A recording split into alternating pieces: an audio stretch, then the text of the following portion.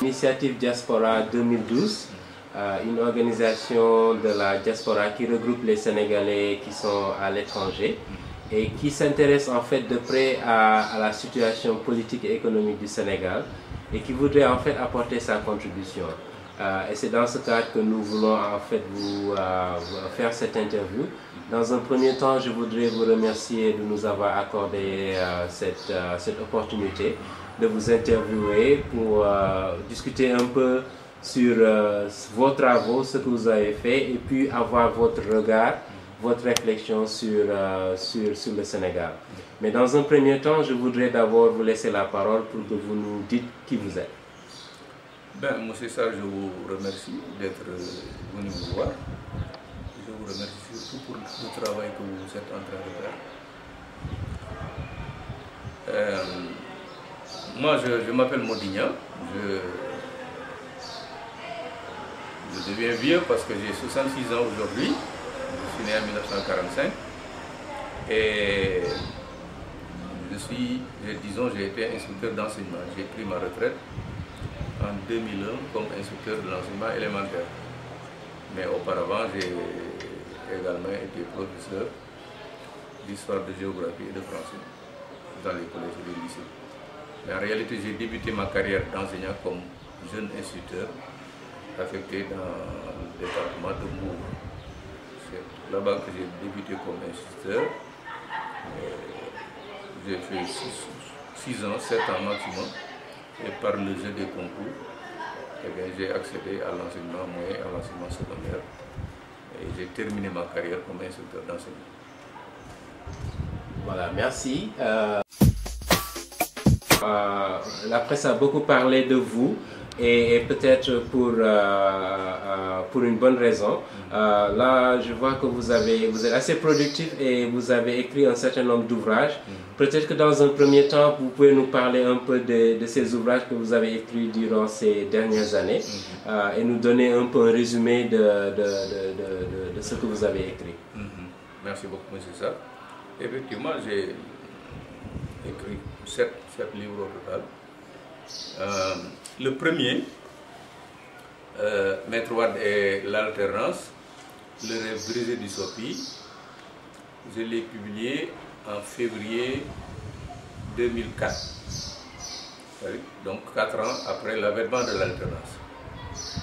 Ce livre, si je devais le résumer, c'est un peu l'expression de ma grande déception de la manière dont l'alternance a été gérée par le président Wade. Vous vous souvenez, il a été élu le 19 mars 2000 à une majorité confortable sur la base de promesses fermes et d'engagements fermes qu'il a fait aux Sénégalais pendant 26 ans d'opposition. Il arrive au pouvoir à 74 ans et il avait un mandat de 7 ans. Les gens se disaient, moi du moins je me disais qu'à cet âge-là, il allait s'employer à remettre le pays sur les rails du développement et à la fin de son mandat, à l'âge de 82 ans, eh bien, se retirer, organiser des élections transparentes pour son successeur. Et alors il deviendrait un second Mandela. Je me suis rendu compte, parce que j'étais partie prenante de l'alternance. J'ai travaillé dans le cadre de la coalition Alternance 2000, qui a porté sa candidature au premier tour de l'élection présidentielle de février 2000. Et j'ai accompagné l'alternance pendant les 10 premiers mois. Et quand je me suis rendu compte qu'au fur et à mesure, il marchait exactement sur les pas du Parti socialiste, il faisait même pire, je me suis dit que ça ne peut pas continuer. Mais auparavant, je ne me suis pas contenté de constater. Je disais toujours dans mes contributions, attention mes amis, je tirais un peu la sonnette d'alarme. Je dis attention, ce n'était pas pour ça que nous étions élus. Nous sommes en train de faire la même chose que les socialistes. Et 10 mois, 11 mois, 1 an après, je me suis rendu compte que cet homme-là n'était pas un homme d'État, mais plutôt c'était un politicien pur et dur, et qui se souciait davantage de sa réélection que du développement du pays. À partir de ce moment, j'ai fait une contribution pour dire que je rompais définitivement avec l'alternance. Et 4 ans après, j'ai fait ce livre pour exprimer toute la désillusion, toute la déception que sa gestion de l'alternance avait entraîné. Et comment avez-vous été associé au pouvoir en fait, après l'alternance? En réalité, je n'étais pas directement associé à l'alternance parce que je n'ai été nommé à aucune responsabilité et je ne l'ai pas cherché d'ailleurs. Je vous signale que en décembre 2000, il m'a reçu, le président de la République, à la suite d'une contribution dans laquelle je ne le ménageais pas du tout. Je supporte difficilement le phénomène que l'on appelle la transhumance. Vous vous souvenez, dès l'avènement de l'alternance, de nombreux socialistes ont rejoint le camp de Wade. Et à ma grande surprise, Wade les accepter avec plaisir et les associer même au pouvoir. Et souvent, c'était les socialistes, c'était les plus mauvais gestionnaires du Parti socialiste. Surtout ceux qui étaient épinglés lourdement par les autres. Ce sont ces gens-là sur qui Maître Wade portait son choix. Ce sont ces gens-là qu'il cooptait et à qui il confiait des responsabilités qu'ils n'ont jamais eues du temps de Diouf. Pour vous donner un exemple, Sada Ndiaye a été lourdement épinglé par la Cour des comptes en 1999.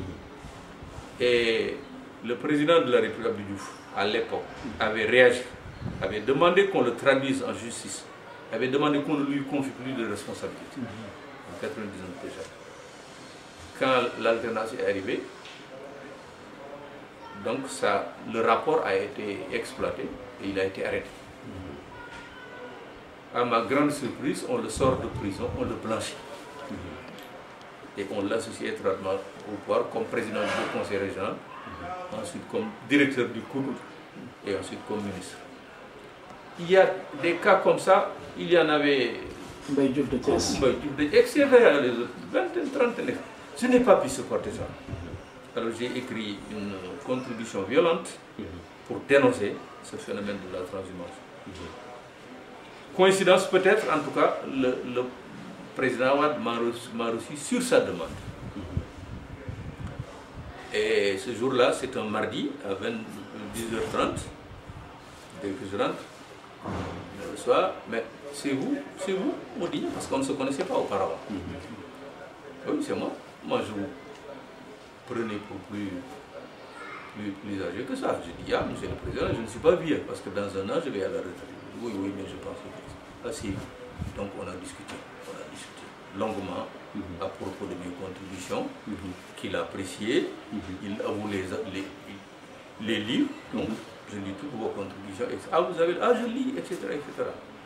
Vous êtes vraiment, il n'y a rien à dire, vous êtes très courageux sur le plan des qualités intellectuelles également, il n'y a rien à dire, etc. Il apprécie, mais malheureusement, c'est lui qui parle et il marque un temps d'arrêt. Malheureusement, vous n'êtes pas un politicien. Voilà. Donc tout ce que j'ai fait, c'est bien, c'est pertinent, c'est courageux, mais je ne suis pas un politicien. Vous voyez ça? Je dis, ah, monsieur le président, je suis comme je suis. Finalement, que voulez-vous maintenant? Je connais l'homme, je lui réponds immédiatement, je continue de réfléchir. Sur ces entrefaites, on se quitte. Alors, mais dès que j'ai quitté l'homme, je me suis dit, cet homme-là, ce n'est pas possible de continuer le compagnonnage avec lui. Parce que ce n'est pas un homme d'État. Il est plutôt soucieux de sa carrière politique. Mais je lui ai fait un certain nombre de suggestions au cours de l'audience. Et je me suis rendu compte que au conseil de ministre suivant, il en a pris compte. Parce qu'on a dit quand même que le conseil a fait état d'eux, et on a fait état des 3 propositions. Je dis, bon, comme il tient compte de mes propositions, moi je vais lui faire une lettre de remerciement et de l'encourager encore. Je lui ai fait une lettre de remerciement, je l'ai encouragé encore à aller de l'avant, à tenir compte, n'est-ce pas, des engagements, des promesses, etc. etc. Ça n'a pas servi à grand-chose. En un moment, je me suis dit, il faut arrêter. Et j'ai arrêté, j'ai rompu définitivement. Mais je n'ai jamais été associé directement au pouvoir. Au pouvoir. Ok. Les gens disent d'ailleurs que c'est parce que je n'ai pas été recruté. C'est leur seul argument contre moi. Je leur réponds, pour être recruté par Maître Wade, on ne le critique pas. On déverse sur lui des lois. Je peux faire comme vous. Absolument. Si je tenais vraiment à être recruté, je le serais depuis très longtemps. Absolument. Voilà, donc c'est le premier livre. Le premier livre. Après, j'ai constaté que la gouvernance allait de mal en pis. Et j'ai produit ce second livre, qui est Cet homme qui dirige le Sénégal. Je l'ai suivi pas à pas dans l'opposition. Je l'ai suivi pas à pas également comme président de la République. Et je me suis rendu compte, comme je vous l'ai dit tantôt, que c'était un politicien pur et dur qui fonde toute sa politique sur la ruse, la manipulation et l'utilisation de l'argent, la corruption. L'homme croit que chaque Sénégalais a un prix. Il y croit fermement. Et il use autant de la ruse que de la manipulation et de la corruption. Il trompe les gens. Alors j'ai voulu montrer à travers ce livre qui est vraiment cet homme, véritablement cet homme. Et c'est pourquoi d'ailleurs, c'est ce qui explique le titre, qui est cet homme qui dirige le Sénégal. J'ai voulu montrer à mes compatriotes, aussi bien de l'intérieur que de la diaspora, et également à nos partenaires au développement, qui est cet homme qui arrive à tromper tout le monde, y compris eux-mêmes. Voilà donc l'objectif du livre. C'était de montrer l'homme sous son vrai visage, qui n'est pas ce visage, et j'ai l'habitude de le qualifier de visage hideux d'ailleurs. Voilà donc l'objectif de ce livre-là, c'était en mai 2006. Entre-temps, j'ai pensé également à consacrer un livre à Senghor et à sa gouvernance de 20 ans. Parce que les jeunes de maintenant ne le connaissent pas. J'ai dit qu'il était bon de consacrer un livre à l'homme et à sa gouvernance pour permettre aux gens de le connaître et également de comparer par rapport les deux hommes et leur gouvernance. Donc c'était un peu l'objectif de cet échange sur Senghor. Et dans la même lancée, un peu plus tard, je consacrerai un livre également à Abdou Diouf. Abdou Diouf, 40 ans au cœur de l'État socialiste. Effectivement, il est resté 40 ans au cœur du pouvoir. Il était bon également de lui consacrer un livre, l'homme, ce qu'il est, ce qu'il a fait, sa gouvernance, ses forces, ses faiblesses, pour permettre aux gens de comparer également les trois hommes et les trois gouvernances. Et sur la base de ce que vous avez écrit, comment pouvez-vous résumer le passage au pouvoir de Senghor et Abdou Diouf? Quels ont été les points saillants? Et qu'est-ce que vous considérez d'acquis que Senghor nous a laissé? Et puis quelles sont également ses faiblesses? Et Abdou Diouf, résumé en quelques mots aussi, comment considérer son règne? Et aussi comparer à Ablaye rapidement. Et on reviendra sur l'autre. Senghor, nous lui devons des institutions quand même assez solides. Ça, il faut le reconnaître. Parce que pendant 20 ans, il a dirigé le Sénégal, il n'y a jamais eu de coup d'État. Alors que vous savez que tout autour de nous, partout en Afrique, c'était des coups d'État, les uns après les autres. Donc il a doté le pays quand même d'institutions assez solides. C'était un grand professeur, mais également c'était un homme d'État. Et c'était un homme de méthode et d'organisation.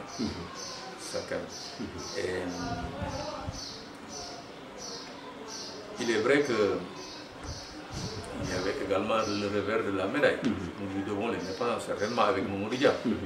Nous lui devons les institutions solides qu'il nous a laissées. Nous lui devons également une certaine méthode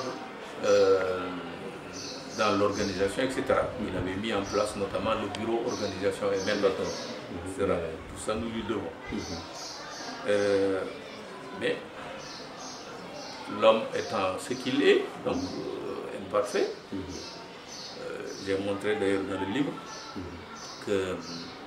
qu'il était trop attaché à l'Occident et principalement à la France.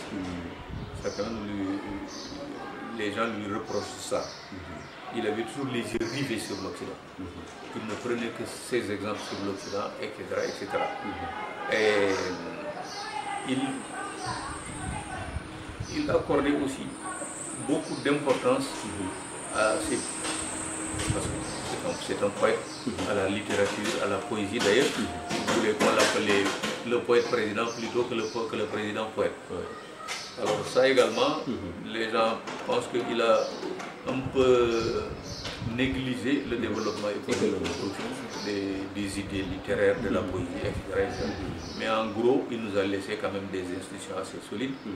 Et du temps de Senghor, nous avions l'une des meilleures administrations du Sénégal, l'une des meilleures fonctions publiques du Sénégal. Alors, Abdou est venu, il a continué sur cette lancée, et je veux vous dire, ses rapports à l'argent également étaient sains. Senghor, c'était pas un Abdoulaye Wade. Il ne se souciait pas d'argent, il se souciait plutôt de prestige. Alors, Abdou Diouf est arrivé sur sa lancée. Il a maintenu les institutions, il a maintenu la méthode, l'organisation, etc. Même si vers la fin de son règne, eh bien, il y a eu un certain nombre de problèmes. Mais c'était un homme d'État qui avait des rapports sains avec l'argent. On disait même que il est pingre, etc. Mais je pense que ce n'est pas un reproche qui est fondé, parce que quand on est généreux, on doit être généreux avec son argent. Mais lui, il gérait l'argent des Sénégalais, comme Senghor gérait l'argent des Sénégalais. On ne les voyait pas distribuer à tout bout de champ l'argent du contribuable comme le faisait. Ce qui les différencie, les deux étaient des hommes d'État, vraiment des hommes d'État, quoi qu'on puisse leur reprocher un certain nombre de fois. Mais l'autre est un politicien pur et dur. Voilà fondamentalement la différence. D'accord. Mais en fait, le présidentialisme a été hérité plutôt de Senghor. Absolument. Et peut-être vous pouvez parler un peu de ça et puis on reviendra sur... Absolument. D'ailleurs, vous savez, de 1960 à 1962, c'était le régime parlementaire. C'est pratiquement le Premier ministre qui avait l'essentiel du pouvoir. C'est lui qui déterminait la politique, qui choisissait son gouvernement et qui le proposait au président de la République qui ne faisait que signer. Donc, c'était le premier Mamadou Dia qui avait l'essentiel du pouvoir. Alors avec les événements que vous connaissez, c'est pas la peine que nous insistions dessus. Alors Senghor a fait voter la constitution de mars 1963 avec un présidentialisme dur, vraiment dur. Il se rendra compte lui-même que ce présidentialisme a été dur et il va introduire un certain nombre de réformes. Notamment, il va faire revenir la fonction de Premier ministre. Mais pas de Premier ministre comme l'était Mamadou Dia, mais c'est-à-dire de Premier ministre dans un régime présidentiel déconcentré. Il se rendait compte que lui-même, il avait tous les pouvoirs. Il disait d'ailleurs, lors d'une interview au Figaro français, que jusqu'à présent, tout le monde se déchargeait sur moi. Pour la plus petite des choses, on venait me demander l'autorisation. Et à partir de ce moment, il a dit, il va déconcentrer les pouvoirs maintenant, il va responsabiliser davantage les hommes. C'est à ce moment-là qu'il a pensé à la modification constitutionnelle pour réintroduire le poste de Premier ministre qu'il a confié à Abdou Diouf. Voilà. Et également, de 1963 à 1966, c'était presque le parti unique de fait. C'était l'Union progressiste sénégalaise. En 1966, le PRA viendra fusionner avec l'UPS, évidemment, avec les trois ministres, Amadou Mokhtar Mbow, Hassan Seck et Ly, etc. Et en 1976, eh bien, il a fait une sorte d'ouverture. Il a modifié la constitution pour créer ces fameux courants de politique. Le courant socialiste, le courant libéral, Abdoulaye Wade, le courant marxiste-léniniste, le PAI, et plus tard, le courant conservateur avec Maître Boubacar Gueye. Donc, c'était quand même une ouverture limitée, c'était un pluralisme limité à 4 courants. Quand Abdou viendra, il ira plus loin, parce que lui, dès les premiers mois de son règne, il a dit donc il ouvre totalement. Donc, il fait sauter le verrou des courants politiques, et maintenant, tout Sénégalais était libre de créer son parti politique. Voilà. Et maintenant, avec Abdoulaye Wade, on a assisté à un présidentialisme encore plus renforcé. Je n'ai jamais on ne peut pas les comparer d'ailleurs. Le présidentialisme d'Abdoulaye Wade, tout l'État c'est lui. D'ailleurs, il ne dit jamais je mets 40% du budget dans l'éducation, etc. Tout c'est lui. C'est tellement vrai d'ailleurs que ces ministres n'osent même pas prendre leurs responsabilités sans faire référence à la vision du président. Vous avez entendu dire sur instruction du président, selon la vision du président, etc. Aucun des ministres ne prend la parole avant d'abord de cette précaution de dire selon la vision, conformément à la vision du président de la République. Le président m'a instruit, je n'aime pas le mot. Un ministre de la République, on n'a pas besoin de dire conformément à la vision. Parce que du moment que le président de la République a pris un décret pour te nommer ministre, cela veut dire qu'il te confie un certain nombre de responsabilités. C'est ça le problème. On n'a pas besoin de le dire.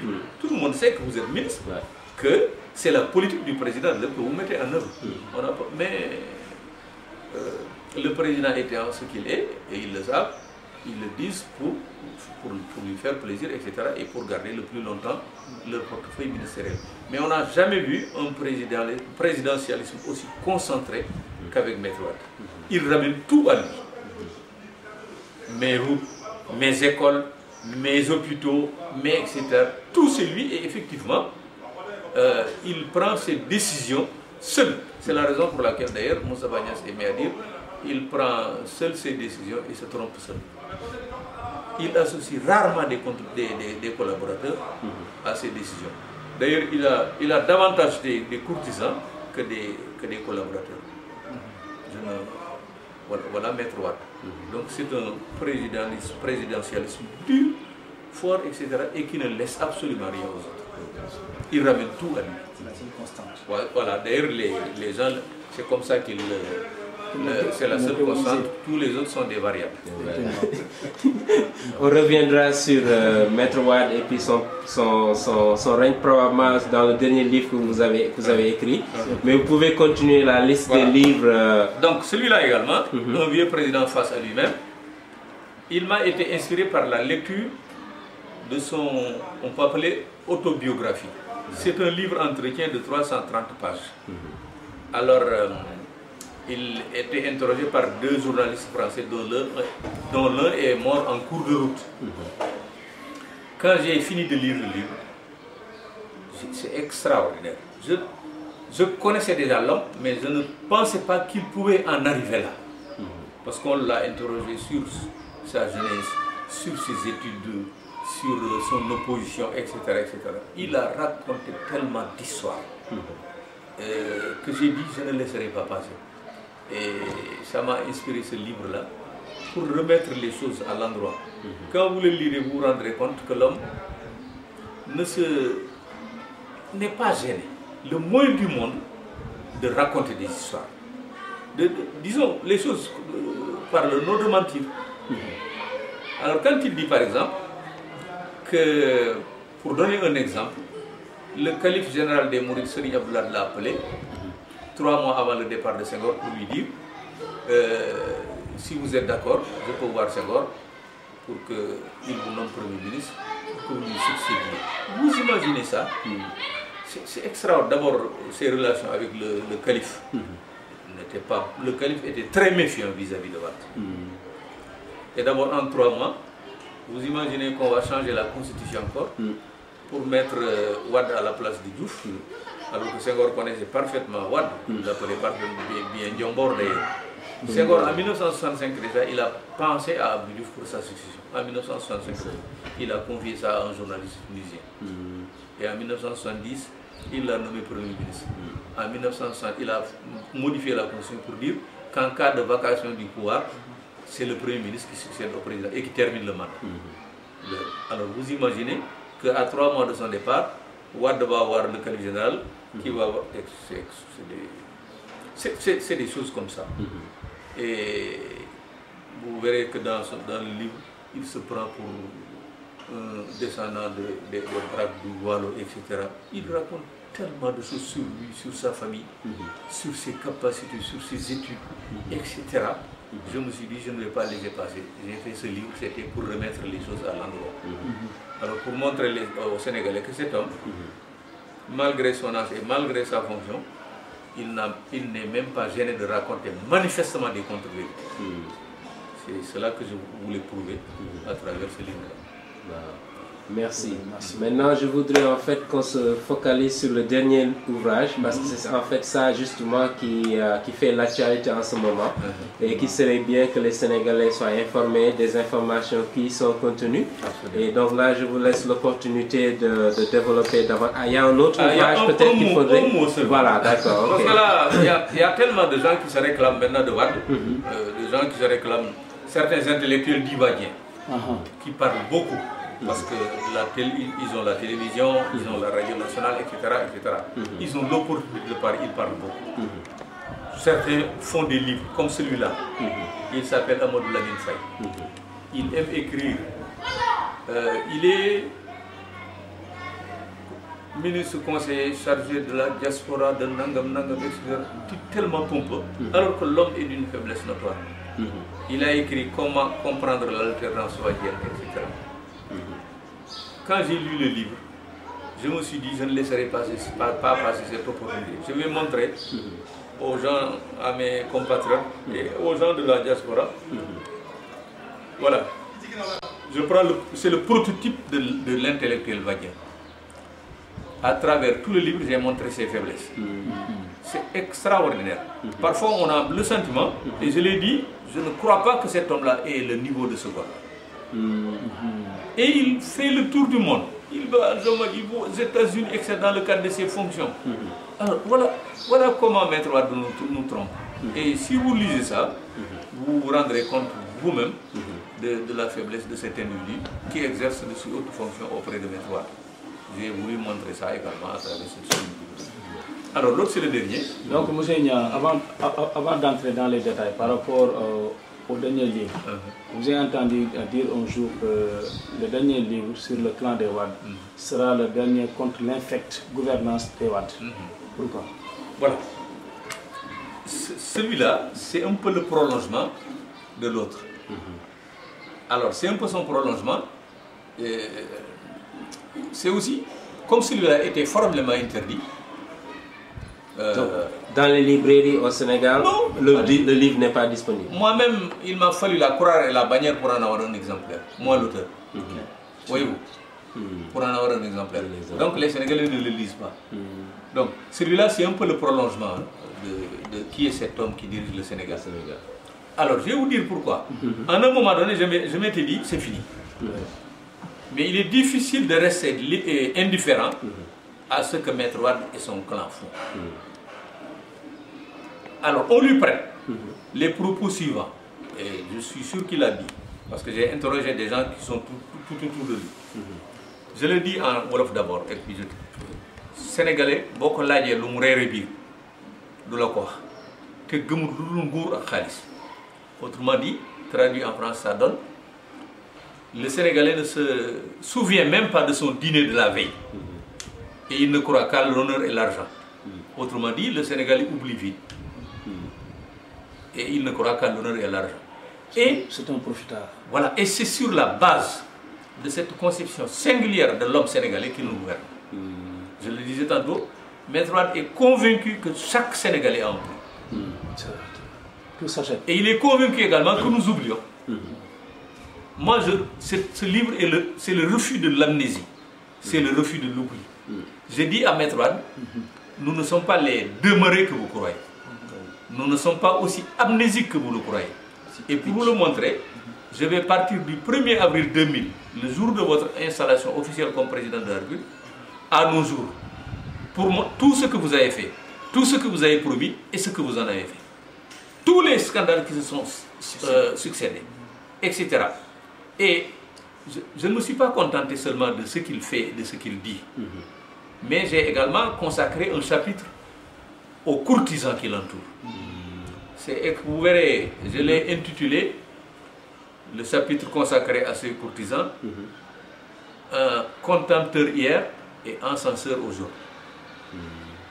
C'est des gens qui, avant l'alternance, traitaient Maître Wade de tous les nodos. De tous les nodos. Ils ne voulaient pas en entendre parler. L'alternance arrivée, les gens la prennent c'est extraordinaire.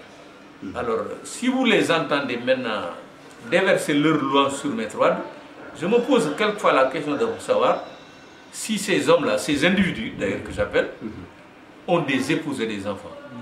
Parce que leurs enfants et leurs épouses étaient là.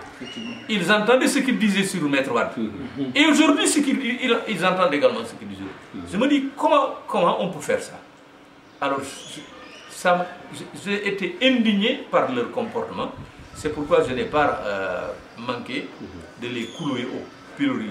Non seulement donc, je montre à Maître Wade et à son clan que nous sommes loin d'être amnésiques, que tous les Sénégalais n'ont pas de prix, tous les Sénégalais ne se laissent pas acheter, qu'il y a des Sénégalais qui sont indifférents à son honneur et à sa générosité, etc. Voilà donc l'objectif un peu de ce livre. Et rappeler, parce qu'il faut constamment rappeler. Nos compatriotes aussi, en se penchant, il n'a pas tout à fait tort, hein. Nos compatriotes oublient vite. Et parfois sont indifférents devant des scandales absolument insoutenables. Alors moi je remets le tout sur la table. Et en conclusion, je dis aux Sénégalais que cet homme-là, même s'il avait bien travaillé, même s'il ne traînait pas de casserole, il devrait se garder de se présenter en 2012. Ce n'est pas à 88 ans qu'on sollicite un mandat de 7 ans. Senghor est parti à 74 ans. Quand, à 3 mois de son départ, il a fait le tour du Sénégal pour dire au revoir aux chefs religieux, aux notables, etc. À la fin de sa tournée, il a accordé une interview à des journalistes. Il a dit qu'il remercie les uns, c'est important, je le rappelle tout le temps. Je remercie les uns et les autres pour la confiance qu'ils m'ont fait. Pendant 20 ans, vous m'avez fait confiance, vous m'avez tout donné. Je vous remercie pour cela. Beaucoup de chefs religieux, beaucoup de notables m'ont demandé avec insistance de rester. Il dit, certes, à mon âge, à 74 ans, je remercie Dieu. Sur le plan de la santé, je ne me porte pas très mal, je remercie Dieu. Mais, et c'est là que c'est important, sur le plan de l'âge, à 64, je me porte encore bien, je peux encore continuer. Mais à cet âge-là, on n'est plus maître de tous ces réflexes. Or, gouverner un pays, ce n'est pas rien. Mais voilà un grand homme. À 74 ans déjà, il s'inquiète de ne plus être maître de tous ces réflexes et de faire des erreurs dans la gouvernance du pays. L'homme qui nous gouverne aujourd'hui aura 88 ans. Il va solliciter un troisième. Mais c'est indécent. C'est ce que je dis dans ma conclusion. Et je le dis également, je le répète, je le dis haut et fort. Il a fait tellement de scandales que si nous étions dans un pays, dans une grande démocratie, avec des citoyens informés et conscients de leurs responsabilités, avec une justice indépendante, Maître Wade ne se serait pas présenté en 2007. Entre-temps, il serait destitué, dans le meilleur des cas, et dans le pire, traduit devant la Cour de justice pour haute trahison. Ça, je le dis et je l'écris dans mes contributions comme dans mes livres. Et je le clame haut et fort ici. Si vraiment nous étions dans une grande démocratie, avec une justice indépendante et des citoyens informés, conscients de leurs responsabilités, il serait destitué et traduit en haute cour de justice pour haute trahison. Si vous prenez l'exemple des fonds taïwanais, vous en avez entendu parler, 15 millions de dollars négociés dans les règles de l'art par les services compétents habilités. Il donne carte blanche à un de ses conseillers, sulfureux conseiller, Pierre M, qui va prendre l'argent, qui va déposer ça dans un compte en Grèce. Mais c'était dans la presse, c'était partout. Alors, quand la mèche a été vendue, Maître Wade, devant le conseil des ministres, quand j'ai entendu le communiqué des comptes, j'étais atterré, j'étais indigné. Le conseil des ministres fait état d'un don du président de 6 milliards au gouvernement sénégalais. Il dit, le président, qu'il donne au gouvernement sénégalais 6 milliards de francs CFA. Mais où est-ce qu'il prend 6 milliards de francs? Et même si par extraordinaire c'était vrai, si vous, M. Sarr, vous donnez 5 000 francs à une municipalité, le maire est obligé de convoquer le conseil municipal en délibération. Il délibère sur le don. Est-ce qu'il l'accepte? Est-ce qu'il ne l'accepte? S'il l'accepte, ils prennent une loi et puis, enfin pas une loi, une décision dispositions, en tout cas pour le mettre dans le budget. Ici également, si Maître Wade donne 6 milliards, mais l'Assemblée nationale doit être convoquée en séance extraordinaire pour prendre une loi rectificative. Et on a montré, quelques jours après, Macky Sall en train de distribuer, entre guillemets, les 6 milliards, c'était des jetons entre différents ministres. D'ailleurs, j'ai lancé un défi à Macky Sall. J'ai dit, je n'ai rien contre lui. C'est un garçon sympathique. Mais s'il sollicite aujourd'hui nos suffrages pour être président, il a le devoir de nous dire si effectivement l'argent, c'est de l'argent qu'il partage. Il a le devoir de nous dire effectivement si les 6 milliards sont rentrés. Si les 6 milliards sont rentrés, c'est beaucoup d'argent. Il devrait en mesure de nous dire voilà ce qu'on a réalisé dans l'éducation, dans la santé, etc. avec l'art. Mais je suis persuadé qu'il ne peut pas répondre à une pareille question. Jusqu'à preuve du contraire, aucun franc n'est rentré dans le pays. Rien que de ce point de vue, Maître Wade peut être accusé de votre trahison. Je pouvais prendre l'avion, la rénovation de l'avion de commandement. Dit aux Sénégalais, ça n'a pas coûté un rotin au contribuable. On comprendra après que c'est 17 milliards et c'est lui-même qui le dit. Il a fallu le livre de Latif Coulibaly pour rendre la main. Il dit, Latif Coulibaly est fâché avec la vérité, ce n'est pas 31 milliards, mais c'est 17 milliards seulement. Pour quelqu'un qui s'était adressé à son peuple et avait dit devant la télévision, devant les caméras, que la rénovation de l'avion n'a coûté aucun rotin, ça a été financé par des amis qui préfèrent garder l'anonymat. Rien que pour ça, il devait aller en prison. Et je pouvais donner un exemple comme ça, qui sont des scandales extrêmement graves, qui sont inimaginables dans les grandes démocraties. Vous avez, je vois sur la page la photo du président et de son fils, et je vois Idrissa Seck et puis la femme du président et puis sa fille. Oui. Qu'est-ce que ça symbolise en fait pour vous? Pourquoi ces personnes? C'est un clan. Maintenant tout le monde, c'est un véritable clan maintenant, la famille Wade. Maintenant on connaît le rôle de Karim, c'est pas la peine que j'insiste, vous le connaissez. Bien sûr. Même la fille.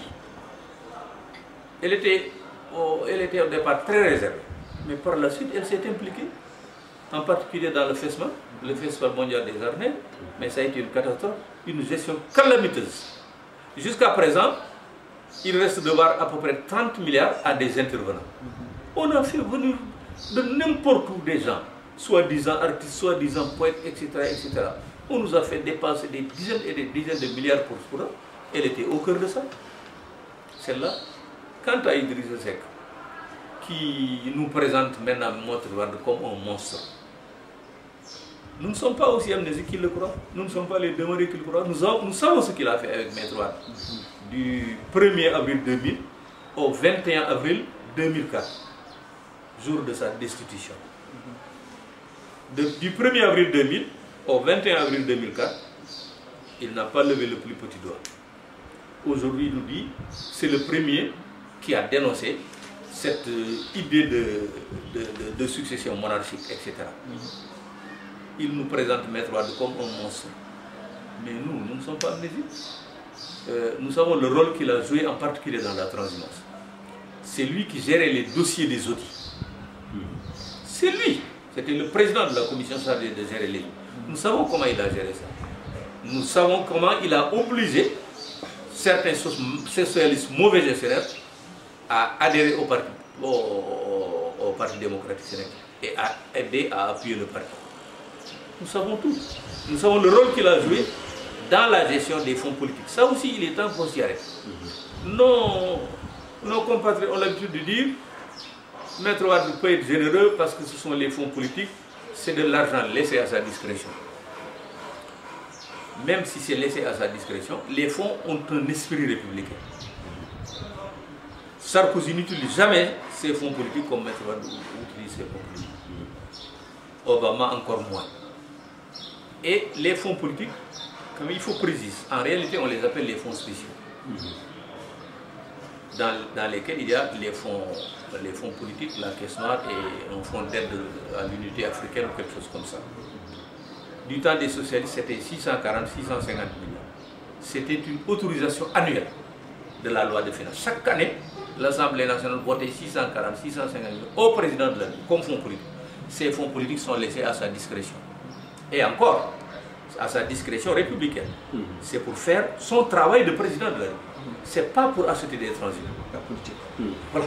Et quand Idriss Seck a été pris dans le cadre des chantiers de Thiès et incarcéré, quand il a été traduit devant la haute cour de justice, devant, je vais plus rapidement, devant la commission d'instruction de la haute cour de justice, il a dit, dans le cadre des fonds politiques, c'est lui Idriss Seck qui l'a dit. Et le lendemain, c'était au moins dans 3 quotidiens, dans les mêmes termes. Il ne peut pas l'inventer. Dans le cadre de la gestion de ces fonds, nous avons géré des dizaines de milliards. Mais le président de la commission qui lui dit, mais c'est pas possible. Les fonds politiques ne font pas autant d'argent. D'où provenaient ces milliards? Idriss dit des aides budgétaires, des fonds diplomatiques qu'il ramenait de ses nombreux voyages.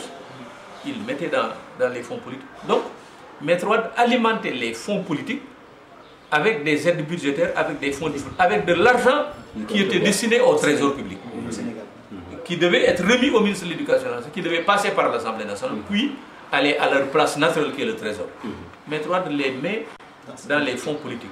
C'est avec cet argent que Maître Wade déploie sa grande générosité. C'est de l'argent détourné. Et l'homme, il dit parce qu'il a dit, vous vous rappelez, il était Premier ministre à Ziguinchor, devant les partenaires au développement. Je suis né pauvre, mais je suis devenu riche. Mais les journalistes l'ont acculé chaque fois.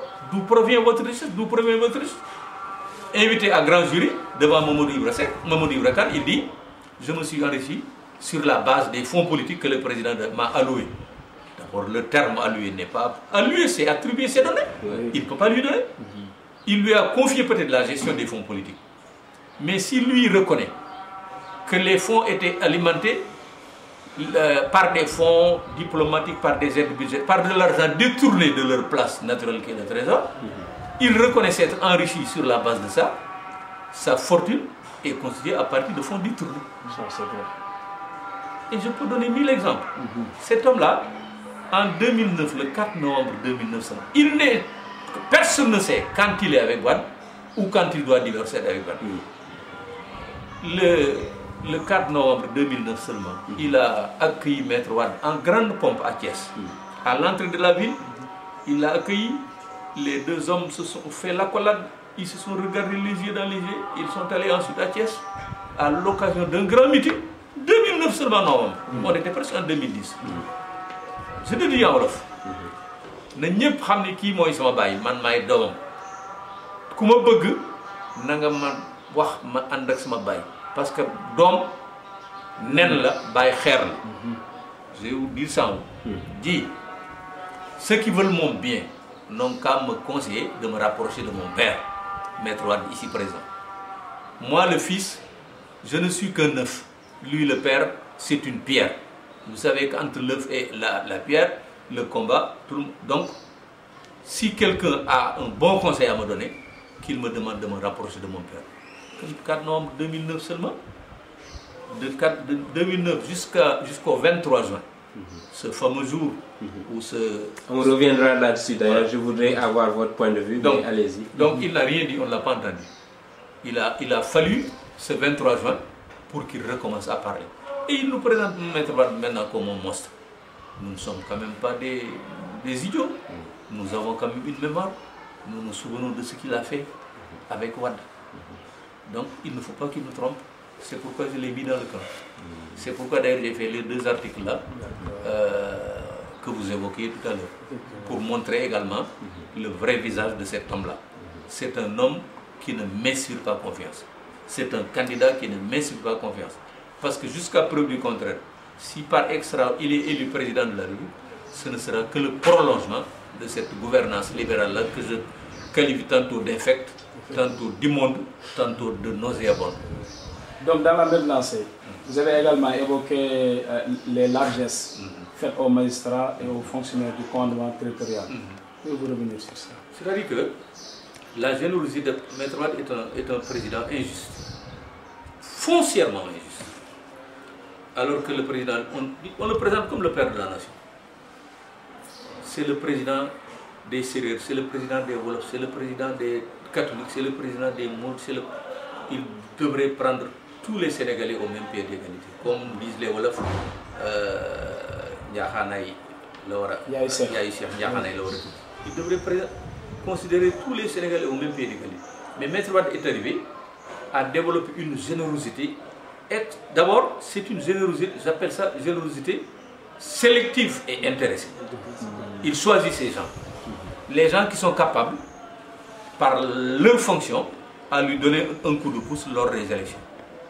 Ces gens-là, c'est les magistrats. Les magistrats, s'ils ne sont pas sérieux, ils peuvent fausser le jeu. Prenez le cas du président du Conseil constitutionnel ivoirien. Les magistrats, c'est les autorités, c'est les gouverneurs, les préfets et les sous-préfets qui ont l'organisation matérielle des élections. Alors, c'est les officiers généraux supérieurs des forces de sécurité. Le moment venu, c'est eux qui marquent les gens qui manifestent. Ce sont ces ministres, ce sont ces députés, ce sont ces chefs de collectivités locales. C'est par là qu'il a commencé. Je m'appesantis un peu sur les magistrats, très rapidement, parce qu'on ne peut pas donner tous les exemples. À l'avènement de l'alternance, les magistrats avaient ce qu'on appelle une indemnité de judicature de 150 000 francs par mois. Maître Wade arrive, les gens demandent une audience, posent le problème de l'augmentation de leur... Ils se considèrent comme un pouvoir, comme l'exécutif et le législatif. Comme il a accordé des largesses aux deux pouvoirs, eux également devaient avoir leur part. Ils ont raison. L'indemnité est doublée, de 150 000 à 300 000. 300 000. Et quand, en septembre 2004, à la Somone, c'est dans la Petite Côte, Maître Wade était en séminaire là-bas avec sa mouvance. C'est là-bas qu'il déclarera pour la première fois porter le salaire des ministres à 2 millions, le salaire des maires chefs-lieux de région à 900 000, etc., etc. Mais les magistrats également, c'est l'opportunité de demander une audience. Monsieur le Président, vous avez augmenté le salaire, etc. Nous aussi, nous sommes au pouvoir. Et je vous assure qu'ils demandaient 500 000. Les magistrats demandaient 500 000 contre toute attente. Maître Wade leur dit, je vous donne 800 000. 800 000 d'indemnité de judicature. Le jeune magistrat qui sort du centre de formation judiciaire, il a 800 000. Je donne l'exemple, je n'ai rien contre les magistrats. Mais c'est l'injustice de Maître Wade. 800 000. Mais quand les professeurs d'enseignement supérieur de l'université ont appris ça, c'est extraordinaire. Mais ils ont demandé une audience. Ils viennent avec le bulletin de salaire. Vous imaginez les problèmes que Maître Wade nous a créés. Le bulletin de salaire du professeur le plus gradé parmi eux, il n'avait pas 800 000. L'indemnité de judicature du jeune magistrat qui vient de sortir du centre de formation.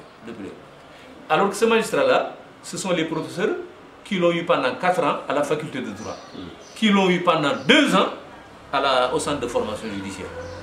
Il a 800 000 dès qu'il est titularisé, indemnité, judicature, le professeur le plus gradé, pour tout salaire, il n'a pas 800 000. Maître Wade a été obligé de donner. Proposer 300 000, 100 000 en 2005, 100 000 2006, 100 000 2007, 300 000. Mais après, ils ne s'en sont pas contentés, ils sont encore revenus à la charge. Les professeurs d'enseignement secondaire, ils se feront entendre. Quand Maître Wade, en 2006, avant d'aller en vacances, il prend un décret pour apporter des avantages exorbitants aux officiers supérieurs, aux forces de sécurité. L'adjudant, qui a une indemnité de logement de 70 000 ou je ne sais pas, alors que les professeurs d'enseignement secondaire, bac plus 4, 6 ans, mais ils demandaient une indemnité de 50 000, on la leur refuse, on la leur a refusé. Il dit, mais eux également, ils disent, mais l'adjudant, certificat plus quelque chose, il a une indemnité de 70 000, mais nous avons bac plus 6 ans. Quand nous demandons 60 000, nous sommes raisonnables. Mais effectivement, on ne peut rien.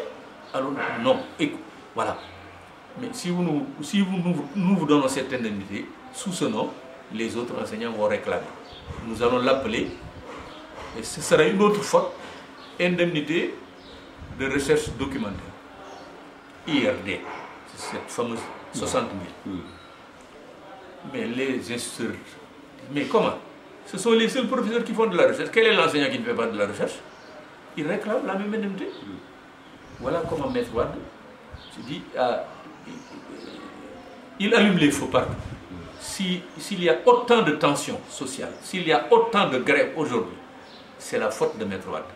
Il en est le seul responsable. C'est la raison pour laquelle j'ai dit dans une de mes contributions, c'est Maître Wade le seul incendiaire. C'est lui qui a allumé les feux partout par son injustice. Il a commencé à couvrir davantage les hauts fonctionnaires, les hauts magistrats, les forces de sécurité également, qui par leur fonction sont susceptibles de lui donner un coup de pouce pour les élections. Voilà la générosité de Maître Wade, et également aux chefs religieux qui donnent un digan. 200 millions, 300 millions, 400 millions, etc. L'argent du contribuable. C'est absolument inacceptable. Alors que le pauvre paysan, le pauvre pêcheur, le pauvre, etc., sont en train de suer sang et eau pour avoir la dépense quotidienne. Voilà le président de la République du Sénégal aujourd'hui, qui devait être un exemple de justice. C'est un exemple d'iniquité et d'injustice. Il n'a Dieu que pour les gens qui peuvent lui apporter quelque chose. Les autres ne l'intéressent pas. Voilà ce que je pense. Et pour revenir un peu sur le paysage politique en ce moment, avec tout ce que vous avez présenté, toutes vos frustrations, si vous voulez, et toute cette malgouvernance qui a caractérisé le Sénégal durant ces 10 dernières années, est-ce que vous gardez toujours espoir pour le Sénégal? C'est très compliqué. C'est très compliqué. Avec Maître Wade, je suis prudent. À cause de Maître Wade, je suis devenu très prudent. Parce que le pays, nous sommes déjà dans le gouffre. Si par extraordinaire, il était battu, par quel, je ne sais pas. Mais il aurait à faire face à une tâche gigantesque, la reconstruction du pays. Il faut non seulement des hommes et des femmes compétents,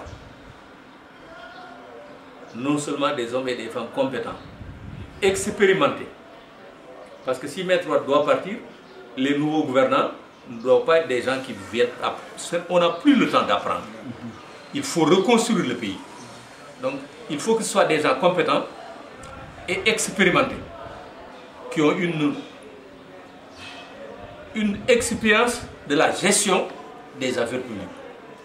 Il faut que ce soit des gens très courageux, qui n'hésitent pas à revenir sur certaines mesures injustes de Maître Wade. On dit généralement que les avantages acquis, on ne revient pas sur les avantages acquis. C'est faux.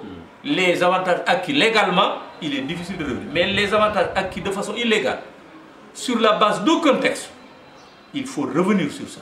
Il y a un certain nombre d'indemnités sur lesquelles il faut revenir. Il y a un certain nombre de carrières sur lesquelles il faut revenir. Par exemple, la fonction publique est infestée aujourd'hui de gens venus de nulle part, sur la base de contrats spéciaux, faits à la tête du client.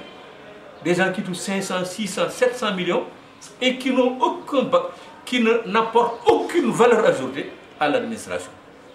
Je vous disais tout tantôt que du temps de Senghor comme de Diouf, nous avions l'une des meilleures fonctions publiques du monde. Nous avons maintenant une fonction publique catastrophique, infestée justement par des hommes. Il faut revenir sur ça. Je crois qu'il faut revenir même sur la loi, le statut qui organise le statut des fonctionnaires du Sénégal. Donc il faut beaucoup de courage pour ça. Il faut beaucoup de courage parce que vous savez, je ne vous apprends rien. Il y a des centaines d'individus aujourd'hui qui, avant le 19 mars 2000, tiraient le diable par le cœur, qui n'avaient rien. Mais aujourd'hui, ils sont à la tête d'un patrimoine immobilier et foncier énorme. Mais ces gens-là, il faut qu'ils rendent l'argent qu'ils ont. Les audits, il faut faire un audit profond, exhaustif de l'État du Sénégal, de la fonction publique, de l'État et de nos finances publiques. Et traduire en justice les gens qui se sont rendus coupables de malversation. Et je vous assure qu'ils sont nombreux. Aujourd'hui, ils sont des centaines à être des millionnaires, voire des milliardaires, alors qu'ils n'avaient absolument pas un franc avant le 19 mars. C'est la raison pour laquelle d'ailleurs le président de la République a annoncé ici son intention d'abroger la loi sur l'enrichissement illicite, qui est encore en vigueur. Avec cette loi, on n'a pas besoin de chercher de midi à 14 heures. Monsieur Sarr, avant le 19 mars 2000, vous n'aviez rien. Aujourd'hui, nous avons estimé que vous avez un patrimoine foncier immobilier de tant de milliards. Vous avez un mois pour nous prouver comment vous avez fait cet argent. Absolument. C'est tout. Si vous n'êtes pas capable de prouver, mais on vous le prépare, c'est l'argent du contribuable. Le blanchiment, le procureur recevait les dossiers et les transmettait au juge. Il est indépendant. Mais on a dit non, maintenant il faut que le procureur apprécie avant de... Mais le procureur l'apprécie, parce qu'il y a beaucoup de dossiers qui dorment là. On a dit près de 70 dossiers et qui concernent des personnalités haut placées.